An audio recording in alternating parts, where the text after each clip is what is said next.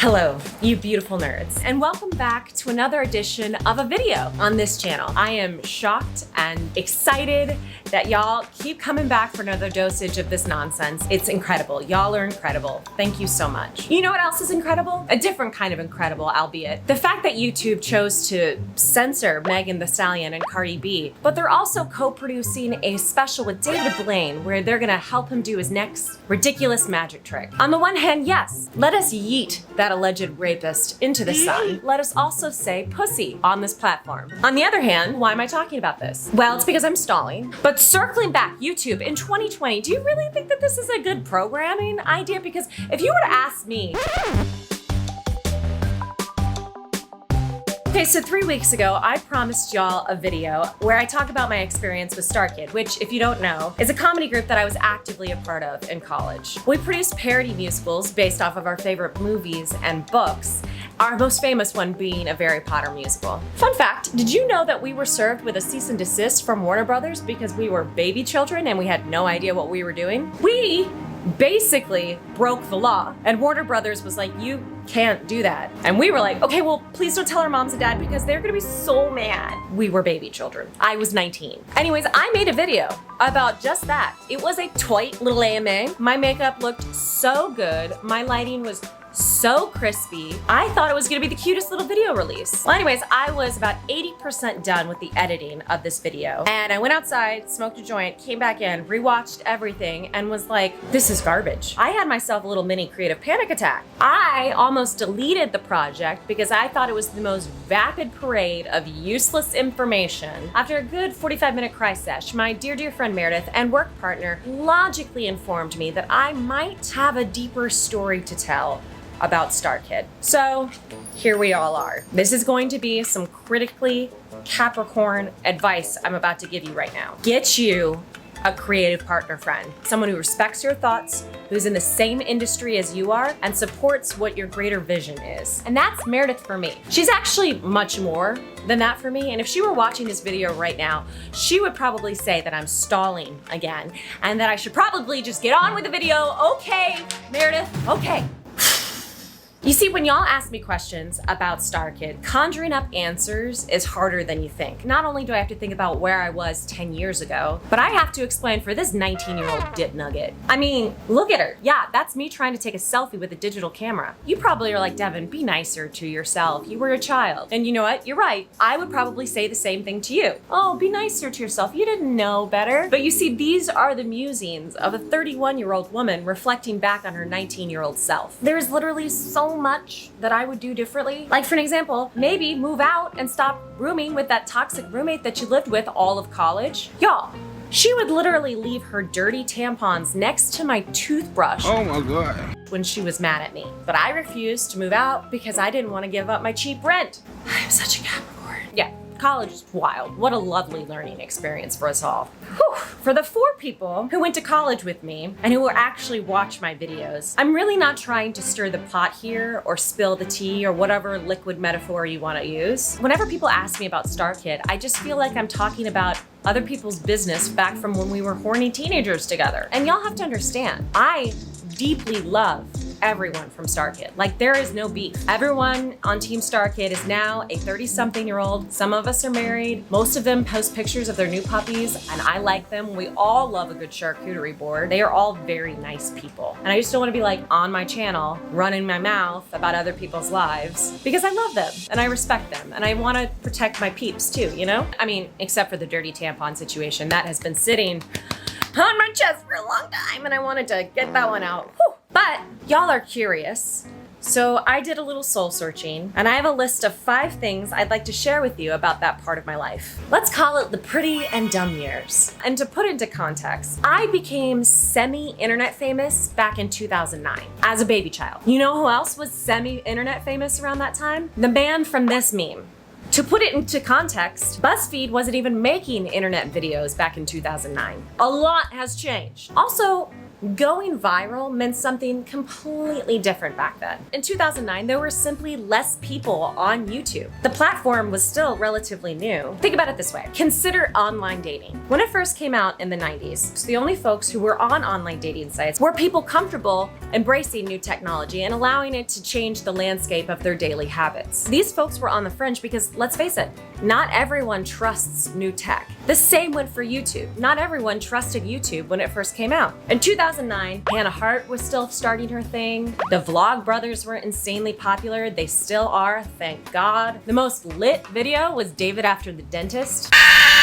The whole space was different. It was just a different place. Now, before I start jogging down memory lane with y'all, I would be remiss if I didn't address the question and talk about my role as Cho Chang off the bat. So yes, I played the role of Cho Chang, which, by the way, is probably one of the most racist parts of Harry Potter as a whole. Like, from the introduction of Cho Chang as a character in the books, the 2020 reader is like,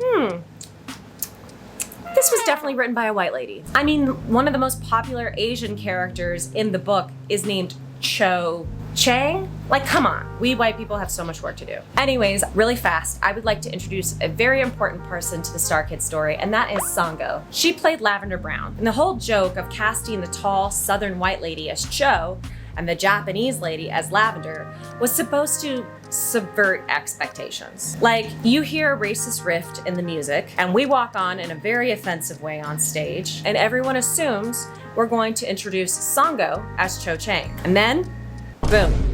Bitch, I ain't Cho Chang. I'm Cho Chang, y'all. I think we can all agree that this was a dumb move on our parts. But at the time, folks laughed. And that's not me apologizing for the joke. That's not me trying to make it okay for the joke to exist at all. That's not what I'm saying. But at the time, folks laughed. And if you laughed at the joke, it wasn't because of my performance. Sango is the reason why the joke is funny, not because she's being made fun of or anything. It's because she does such an impeccable job at her performance. Like this bit, the bitch I ain't Cho Chang. The line itself was just supposed to be I am not Cho Chang. And she delivered it with so much physical comedy and momentum that it killed every performance. Sango and I actually hopped on the phone to talk about our experiences recently. I called her up because of all of this conversation about racial inequity. I wanted to hear her perspective about how things went down. And I also wanted to take accountability in accepting a role that I should not have back in 2009. We talked about how she thought that the joke was funny from the perspective of all of these white kids reading Harry Potter when they were children and assuming that Cho Chang was white. Did you do that? Because my 10-year-old brain did. And if you did that, wee-woo, that's called internalized racism, and I am certainly guilty of it. Sango is a real actress now with heavy hitter theater credits to her name. If we did it all again, we would absolutely rework the bit. I wish I could go back and play a different role. The sad truth of the situation is I don't think that my 19-year-old self knew that she was doing anything wrong. And to me, that whole situation highlights the fact that some of us white people, myself included, confuse the idea of being comfortable with the right thing to do. We as a cast should have had that uncomfortable conversation 10 years ago. And to be honest with y'all, it's why I don't participate in a lot of Starkid events these days. I mean, don't get me wrong, I'd love to. But when there are reunions, I feel like people just want to sing the songs and watch the guys do something funny on stage. I just figured that no one wanted to see me coming out on stage and apologizing for Scarlett Johanssoning a role away from an Asian woman when I was 19 years old. In many ways, that would have been a bummer and an addendum, and I just didn't show up. And for that, I am very sorry.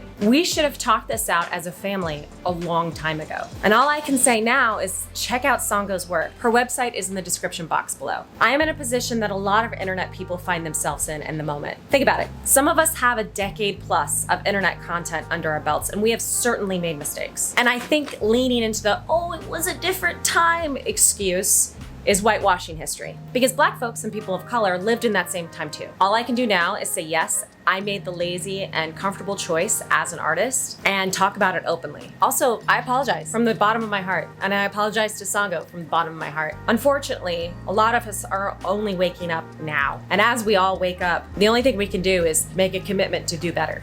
be better. And that's what I'm doing. Let's get on to this list because I think it'll put a lot of things in perspective. Number 5 thing I want to talk about is why a Harry Potter musical became so popular. Y'all know that I work as a digital consultant and a producer, and I'm a real kinkster in examining how content becomes popular online, and when it does, how it creates a community among strangers, launches social campaigns, and ultimately changes our offline or analog lives. A Harry Potter musical put me on this track. You see, when we put our little play online, we did so with the expectation that our parents would be the ones to see it. And that's it. No one really, at the time, at least I, didn't expect it to become a viral success. So when it did become very popular, I was fascinated by why. I mean, clearly the production value wasn't that great. We had a budget of $100 Christian for this first musical. And that's it. Stick with me here, but let's zoom out for a second. The last Harry Potter book came out in 2007, and the last Harry Potter movie came out in 2011. 2009 is perfectly situated in the middle of those two cultural events. I mean, people were frothing at the gash for more Harry Potter content. I mean, even my little group of Midwestern nerd friends wanted more. That's why we made more. So that's one reason why it became a hit. The other reason I'd like to think is because of people's attention spans and YouTube's policies during that era. At the time, you couldn't upload a video that was more than 10 minutes long, so we were forced to segment off our 3-hour musical. Yeah,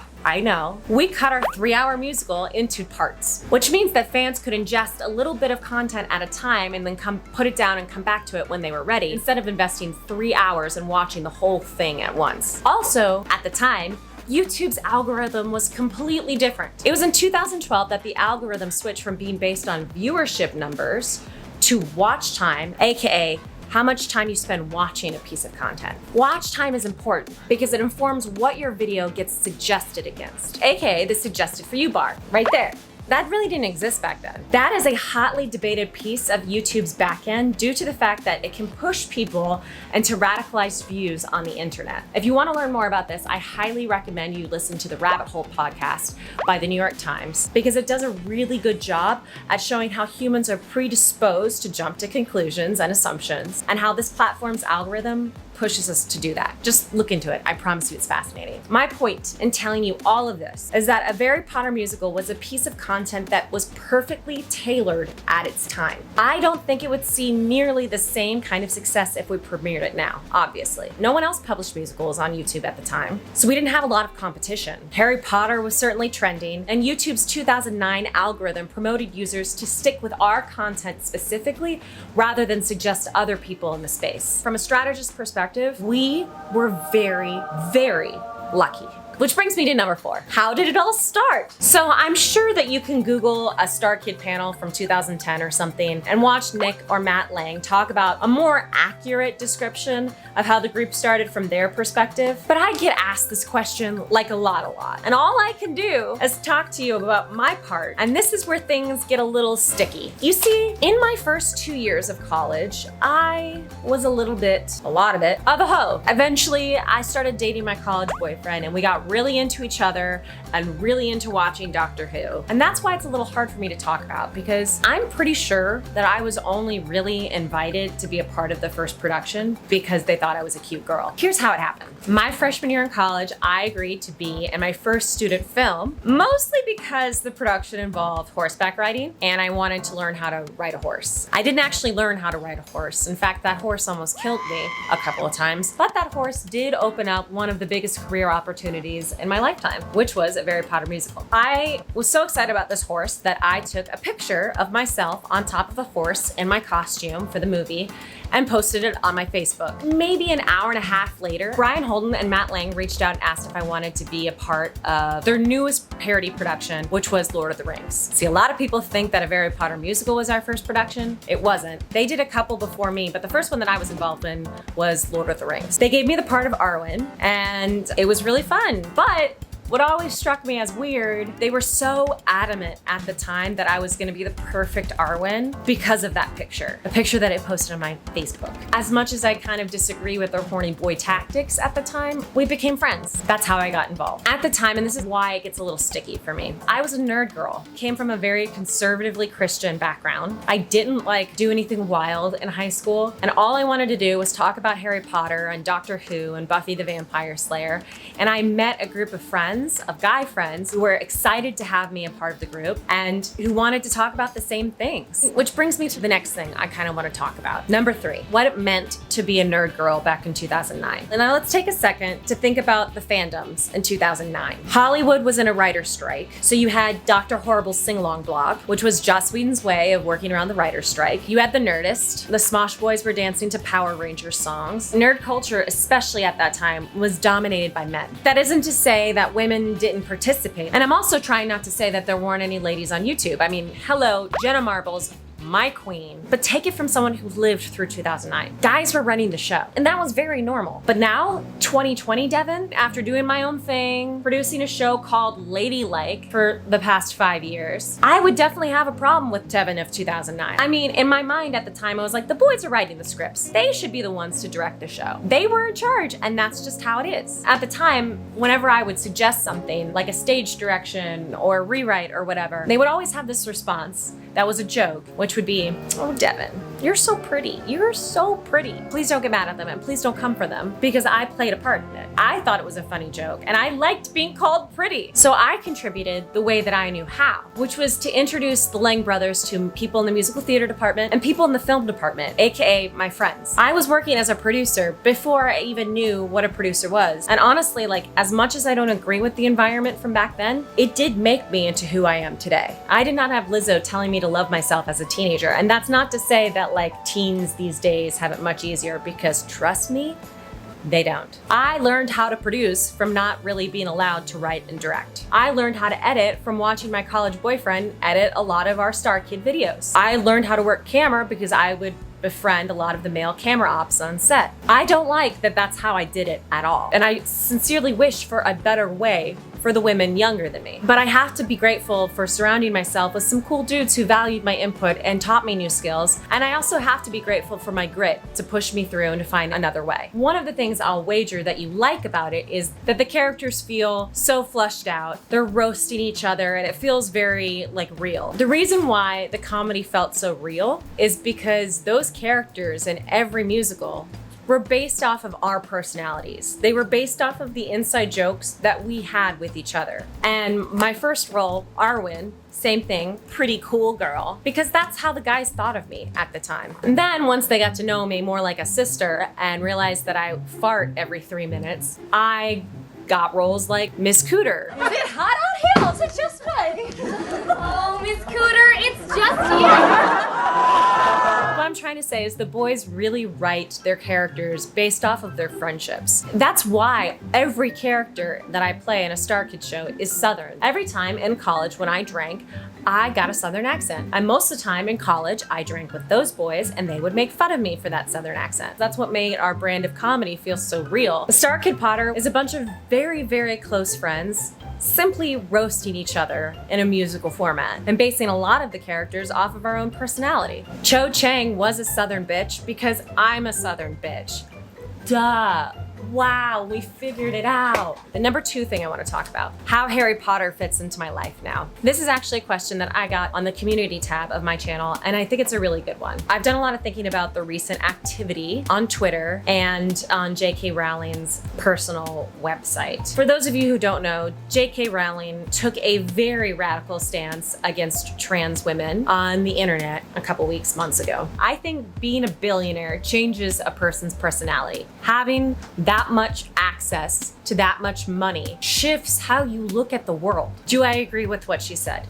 No, not at all. Trans women are women, period. I think what we're seeing right now is Jo Rowling is a very lonely woman with a lot of money and probably surrounded by a lot of yes people. You know, the types of people who are like, well, yes and anything you say, even if it's a dumb idea. Don't be friends with those people. And I think that people who have radical feminist beliefs, I think are missing the point of feminism. And I think that's really sad because it shows that they have way more internalized misogyny than they thought. So that said, I don't think that the Harry Potter universe is ruined. I think Harry Potter was written by a different woman who was a single mom who was fighting for her creative vision and for a good and better life for her child. I think that her story influenced a lot of the trans people that we see today. Like, they have a subject called transfiguration, which is the type of magic that changes forms. Like, girl, you wrote that. Part of you must believe in that. I mean, look at how many people worked on the movie alone. Look at how many people worked on her book tours. Look at how many people stood in line for a midnight premiere of the latest movie. The story of Harry Potter, the story of the boy who lived, is bigger than all of her turfy bullshit. And I definitely experienced this on Starkid and Ladylike. Not to the same degree as Harry Potter, obviously, but there comes a point as an artist where what you produce becomes bigger than yourself. That is the nature of liberal arts in general. Someone produces a piece of something, and then the patron or the consumer takes it in and puts their own interpretation on it, thus making it different. And that's what's beautiful about art. What I'm just trying to say is, I don't think Harry Potter is ruined by Joe Rowling, simply because I don't think Joe Rowling's powerful enough to ruin Harry Potter. It inspired an entire generation of children. People remember the art. They remember the way the art made them feel. They don't necessarily remember the artist. Which brings me to my last and final point. What were my favorite memories? Because I get this question a lot. My favorite memories of Starkid have to do with like breaking the rules a little bit and discovering on accident a new medium on which to perform.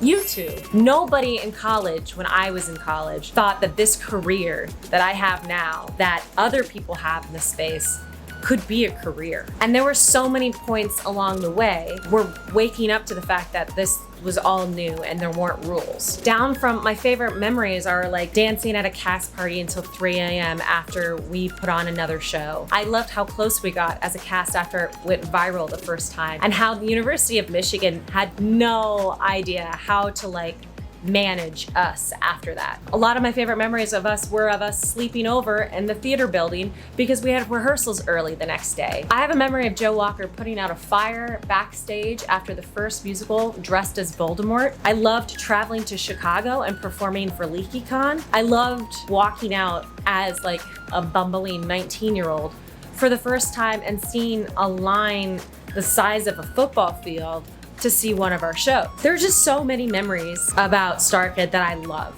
There's so much that I wish I could have done differently, but there's always stuff that I'm grateful for. And it is because of Starkid that I am who I am today. Okay, y'all, thank you so much for being flexible and understanding. This is like a tough conversation for me to have, but if I was gonna have this conversation, I wanted to give you a whole look into the perspective of what my experience with Starkid was. So this is honestly how I feel about Starkid. I love them all. I wish we would do things differently, but we were also baby children. That's it for me. I would love to hear about your favorite parts about a Harry Potter musical and Starkid in the comments below. Thank you to all of you who call me in every day to be better, because that's one of the reasons why this channel exists. It's called Devin But Better for a reason, people. Like, hello. For those of you who saw me 10 years ago in a Harry Potter musical and are still watching me now, like, that means a lot to me, y'all. That doesn't even feel real to me sometimes. So if this is you, thank you for being on this journey with me. I love you all so much, you beautiful nerds. Mwah, mwah. I'll see you next week.